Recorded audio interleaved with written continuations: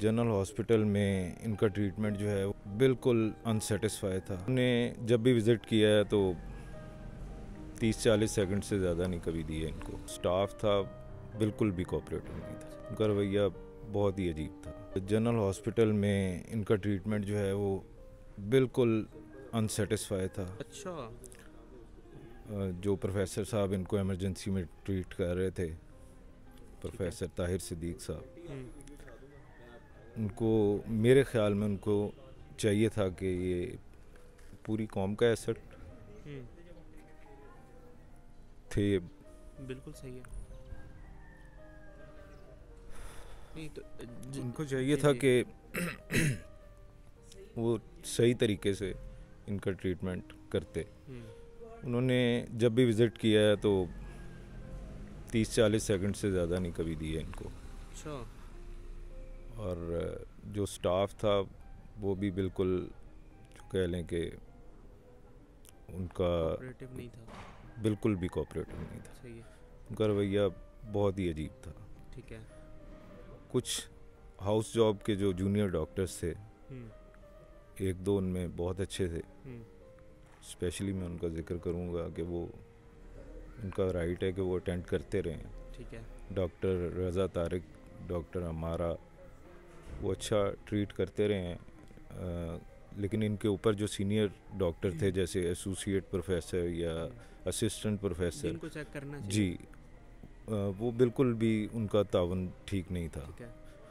और जो जिस रात इनकी मतलब सुबह डेथ होती है, 7:20 पे इनकी डेथ हुई है सुबह। ठीक है। तो मैं 8 दिसंबर से हॉस्पिटल में ही था। सही है। मैं जब तक इनकी डेथ हुई मैं वो वहीं पे था। सही है। तो मैं आपसे ये जानना चाह रहा हूँ कि जब आप उन्हें हॉस्पिटल लेकर गए, बड़ी सीरियस कंडीशन में थे, तो फर्स्टली डॉक्टर ने क्या उनका रिएक्शन था? क्या फौरी एडमिट कर लिया? जी, एडमिट फौरी कर लिया था। कुछ प्रेशर भी था उनके ऊपर, क्योंकि उनको जो उनके चाहने वाले थे काफ़ी प्रोफेसर साहब के, उन्होंने फ़ोन करके उनको एमएस वगैरह को कहा भी कि ये इनका अच्छे तरीके से ट्रीटमेंट करें। ठीक है। लेकिन उस तरह नहीं हुआ। लेकिन उस तरह जी बिल्कुल नहीं होगा। क्योंकि सुबह जब 7:20 पे इनकी डेथ होती है तो उस रात उनकी तबीयत काफ़ी ज़्यादा ख़राब हो चुकी थी। अच्छा।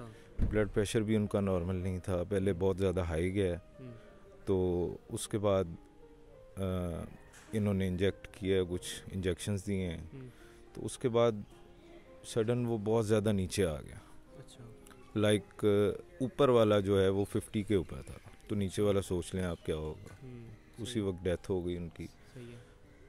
दूसरा, इनके पास जो वेंटिलेटर्स हैं वो कोविड के टाइम पे जो इस्तेमाल हुए इनको मिले हैं, वो बाहर से आए हैं, नए हैं, बिल्कुल नई मशीनरी है, बहुत अच्छी मशीनरी है, लेकिन इनको ऑपरेट करने का कोई तरीका ही नहीं है। ठीक है।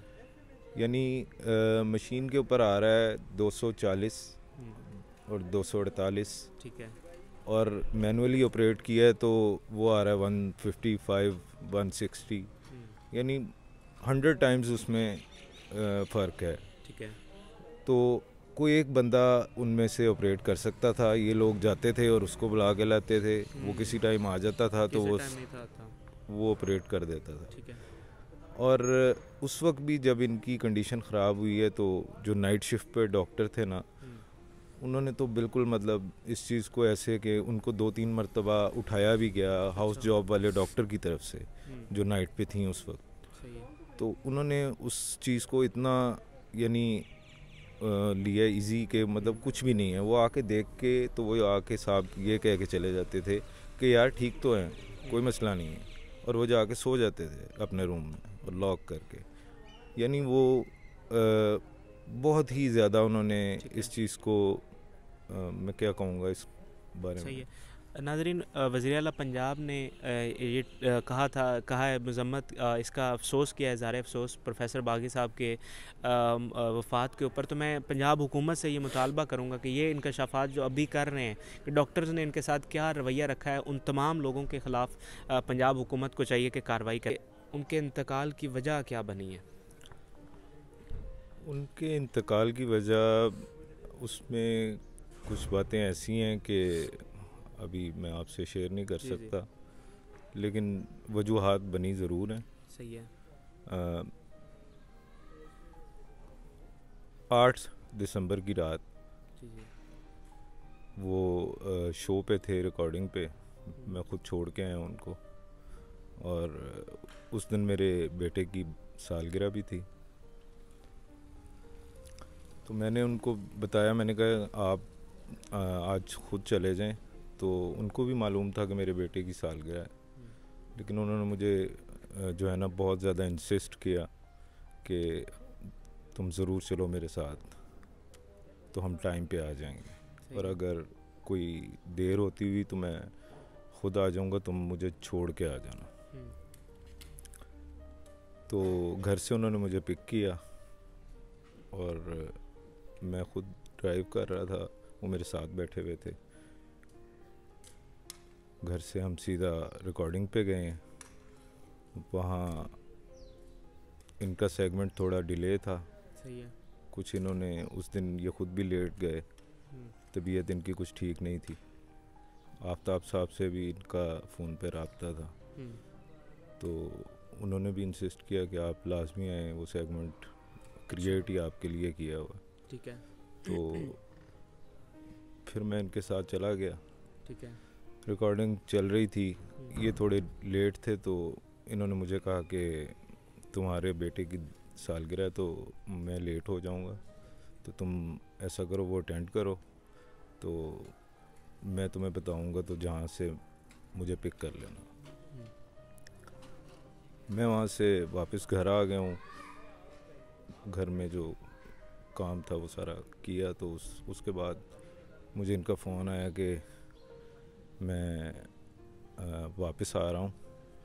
नासिर चन्योटी के साथ थे ये, हम्म, तो चन्योटी साहब ने इनको वहाँ पे ड्रॉप किया अल्फला सही है। थिएटर पे।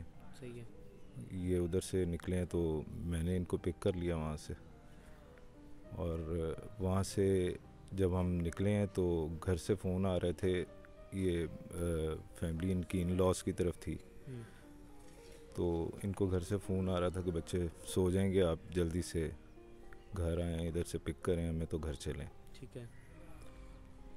तो ये मुझे घर पे ड्रॉप किया इन्होंने। मुझे इन्होंने कहा कि मैं फैमिली को उधर ड्रॉप करके तो वापस आ रहा हूँ, अगले 2-3 दिन छुट्टी है, ठीक है। तो 1-2 काम है वो भी ज़रूरी करने हैं, हम्म, तो तुम सोना मत, मैं वापस आ रहा हूँ। ठीक है। उसके बाद ये फैमिली को लेके 12 बजे के करीब घर पहुँचते हैं, तो ठीक इनकी तबीयत थोड़ी ख़राब होती है, अच्छा ठीक है। वो बेहोश हो गए। तो हम जिना हॉस्पिटल लेके जा रहे हैं, आप पहुँचे वहाँ पे। ठीक है। मैं जिना हॉस्पिटल पहुँचा हूँ, हम्म, तो वहाँ जाते ही इनका सीटी स्कैन हुआ सबसे पहले।